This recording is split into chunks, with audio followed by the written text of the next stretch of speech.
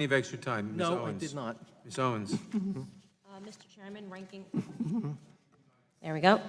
Mr. Chairman, Ranking Member Mr. Collins, thank you for having me here today.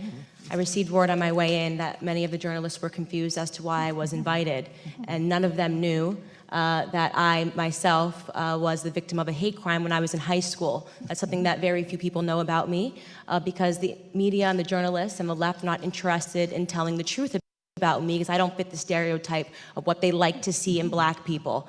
I'm not a Democrat. I support the President of the United States, and I advocate for things that are actually affecting the black community. I'm honored to be here today in front of you all because the person sitting behind me is my 75-year-old grandfather. I've always considered myself to be my grandfather's child, and I mean to say that my sense of humor, my passion, and my work ethic all comes from the man that is sitting behind me.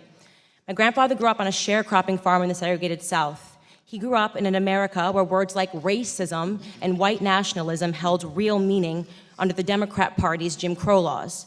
My grandfather's first job was given to him at the age of 5 years old, and his job was to lay tobacco out to dry in an attic in the South.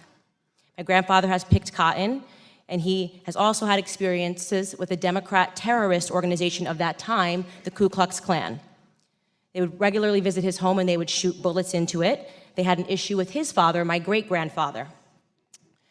During my formative years, I had the privilege of growing up in my grandfather's home. It's going to shock the committee, but not once, not in a single breath of a conversation did my grandfather tell me that I could not do something because of my skin color. Not once did my grandfather hold a gripe against the white man. I was simply never taught to view myself as a victim because of my heritage. I learned about faith in God, family, and hard work. Those were the only lessons of my childhood. There isn't a single adult today that in good conscience would make the argument that America is a more racist or a more white nationalist society than it was when my grandfather was growing up. And yet we're hearing these terms sent around today because what they want to say is that brown people need to be scared, which seems to be the narrative that we hear every 4 years right ahead of a presidential election. Here are some things we never hear. 75% of the black boys in California don't meet state reading standards. In inner cities like Baltimore, within 5 high schools and 1 middle school, not a single student was found to be proficient in math or reading in 2016. The single motherhood rate in the black community, which was at 23% in the 1960s when my grandfather was coming up, is at a staggering 74% today. I am guessing there will be no committee hearings about that. There are more black babies aborted than born alive in cities like New York, and you have Democrat Governor Andrew Cuomo lighting up buildings to celebrate late-term abortions. I could go on and on. My point is that white nationalism does not do any of those things that I just brought up. Democrat policies did. Let me be clear. The hearing today is not about white nationalism or hate crimes. It's about fear-mongering, power, and control. It's a preview of a Democrat 2020 election strategy, same as the Democrat 2016 election strategy.